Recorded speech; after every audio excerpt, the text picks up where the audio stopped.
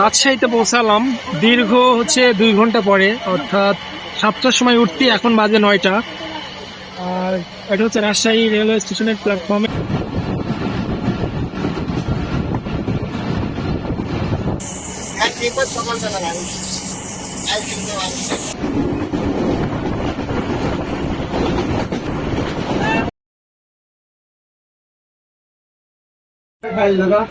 এটা হচ্ছে রাজশাহী কমিউটার, যেটা ঈশ্বরদী থেকে রাজশাহীতে যাবে।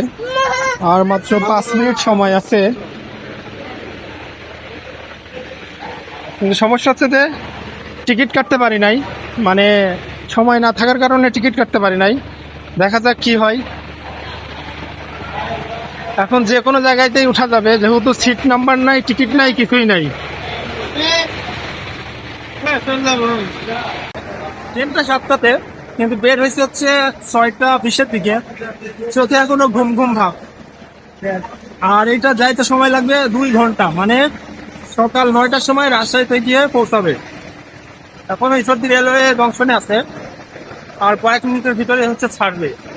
এইটা কিন্তু হচ্ছে এই যে চাঁপাইনবাবগঞ্জ থেকে যে ট্রেনটা দিছে, special train, mango and cattle special train, অর্থাৎ এই যে কুরবানির গরু, তারপর ওই দিকের যে আম আছে সেটা পরিবহনের জন্য বিশেষ একটা ট্রেন। বর্তমানে এখন হচ্ছে ঈশ্বরদী জংশনে আছে। এটা আবার টাইমে চলে যাবে ওইখানে, তারপর ওখান থেকে ঢাকাতে আর কি। সময় হয়ে গেছে, ট্রেনে উঠবো। যদিও কোনো সিট নাই, সমস্যা নাই, যে কোনো জায়গায় বসে বা দাঁড়ায় যাইতে পারবো।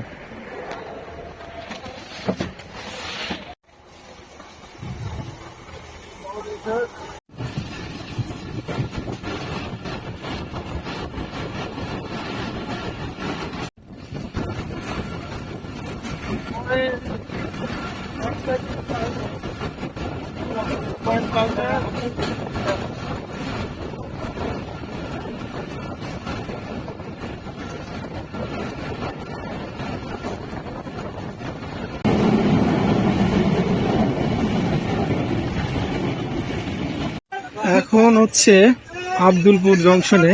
এইখানে এই ট্রেনটা 1 ঘন্টা হচ্ছে স্টপেজ, মানে একটা ক্রসিং হবে। আর এখানে এদিকে প্রচুর কলা উৎপাদন হয়, এই যে কলা, এই কলাগুলা চলে যাচ্ছে হচ্ছে রাজশাহীতে। অপেক্ষা করতে হবে, একটা ক্রসিং হবে, তারপর আবার ছাড়বে। মানে নর্মালি রাজশাহীতে যদি ট্রেন এখানে স্টপেজ না দিয়ে যায়, তাহলে 1 ঘন্টার ভিতরে রাজশাহীতে গিয়ে পৌঁছায়, কিন্তু এই ক্রসিং এর কারণে সময়টা বেশি লাগে। এই হচ্ছে, এটা হচ্ছে আব্দুলপুর রেলওয়ে জংশন।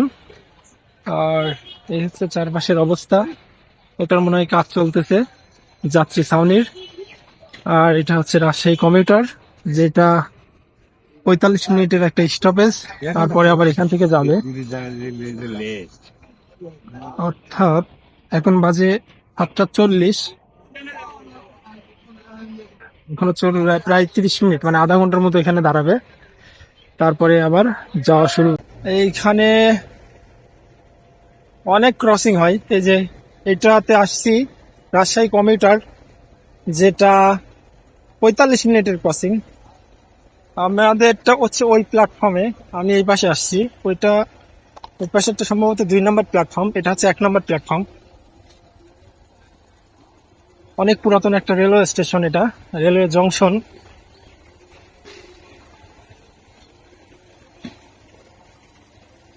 আর আজকের আবহাওয়া মেঘলা, মানে মেঘ আবহাওয়া, ব্যবসা গরম। কি জানি বৃষ্টি আসে কিনা, বৃষ্টি আসলে তো সমস্যা ঘোরাফেরাই। কারণ আমরা হচ্ছে রাজশাহীতে ঘুরবো আজকে সারাদিন, রাজশাহী জেলার বিভিন্ন জায়গায় ঘুরবো। আমরা এখন মানে আফসরপুর নগর ছেড়ে আসলাম। আর আজকে আমার সাথে হচ্ছে জনি ভাই আছে, from Johnny on the way. তো মানে যারা কাশ্মীরের ভিডিও পছন্দ করেন, ওনার হচ্ছে পেজ থেকে ঘুরে আসতে পারেন। এই ভিডিওর ডিসক্রিপশনে লিঙ্ক দিয়ে দেবো। তারপরে সাথে আরো একটা ভাই আছে রাজশাহীর, এটা হচ্ছে জনি ভাই। কেমন আছেন? আজকে সকাল সকাল মানে রাজশাহীর উদ্দেশ্যে রওনা হয়েছি। তো সবাইকে অনুরোধ করবো, সামনে যে ব্লগ গুলো আসতেছে রাজশাহী নিয়ে আমাদের পেজে এবং আমার জনি অন দা ওয়ে পেজে সবাই অ্যাক্টিভ থাকবেন এবং আমাদের ভিডিওগুলো ঈদ স্পেশাল যে ব্লগগুলো আসবে সবাইকে আমন্ত্রণ জানাচ্ছি দেখার জন্য। তো শুভকামনা। ভাই কি অবস্থা আপনার বাসার? বাসা ভাই রাজশাহী। ভাই হচ্ছে আমাদের সহযাত্রী ভাই, মানে আমের দেশে ভাইয়ের বাসা। হ্যাঁ, তো আম তো আমাদের খাওয়াইলেন না। অবশ্যই খাওয়াবো ভাই। আপনি আমের আম খাওয়ার দাওয়াত রইল। না না ভাই, লিচুর আগে লিচুওয়ালারা বলে যে লিচু খাওয়াবে, বুঝছেন? অবশ্যই খাওয়াবো ভাই। কিন্তু লিচুর সময় আর কেউ খোঁজ নেয় না। অবশ্যই এখন ভাই হচ্ছে খাওয়াবো ভাই। আমের সময়, আমরা অবশ্য রাজশাহীতে যাচ্ছি। তো আপনি মানে থাকেন কোথায়? আমি থাকি ঈশ্বরদীতে। ও, ঈশ্বরদীতে? জব করি। ও, ঈশ্বরদীতে জব করেন? আচ্ছা আচ্ছা। আপনিও আছেন? বড় ভাই হচ্ছে ঈশ্বরদীতে মানে জব করেন, বাসা রাজশাহীতে। ঠিক আছে ভাইয়া, থ্যাংক ইউ।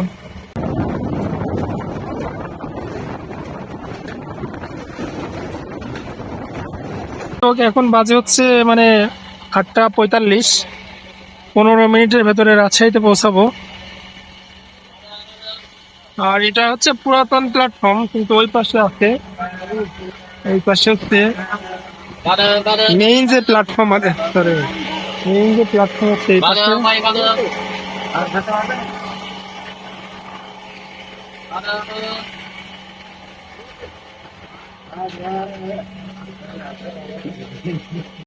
এটা হচ্ছে সরগাহ স্টেশন।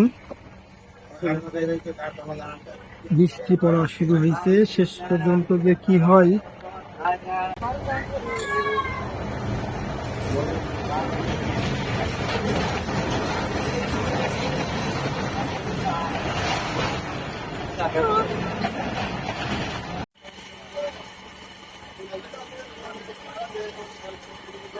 রাজশাহীতে পৌঁছালাম দীর্ঘ হচ্ছে 2 ঘন্টা পরে, অর্থাৎ 7টার সময় উঠছি, এখন বাজে 9টা।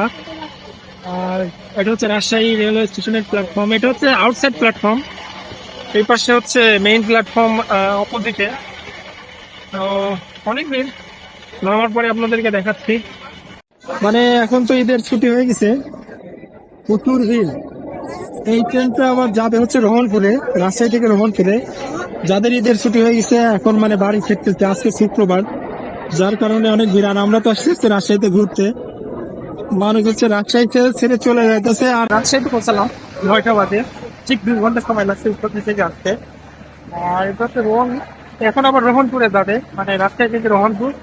তারপর সন্ধ্যার সময় রাজশাহী থেকে ঈশ্বরদীতে। ঈদের আগে, আজকে 2 দিন আগে, 3 দিন আগে, আজকে শুক্রবার, যার কারণে অনেক ভিড়। মানে যাদের ছুটি হয়েছে তারা হচ্ছে বাড়িতে যাচ্ছে, আর আমরা হলো রাজশাহীতে ঘুরতে আসছি। এইরকম একটা অবস্থা। তো প্ল্যাটফর্মে প্রচুর ভিড়,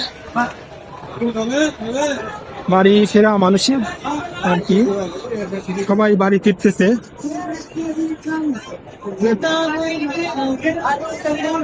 এই হচ্ছে অবস্থা।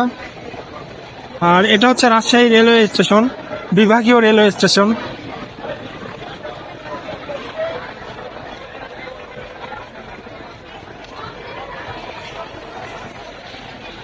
আর ওই পাশে মোট 3টা প্ল্যাটফর্ম, ওইটা একটা, এটা একটা, আর এই যে এটা একটা।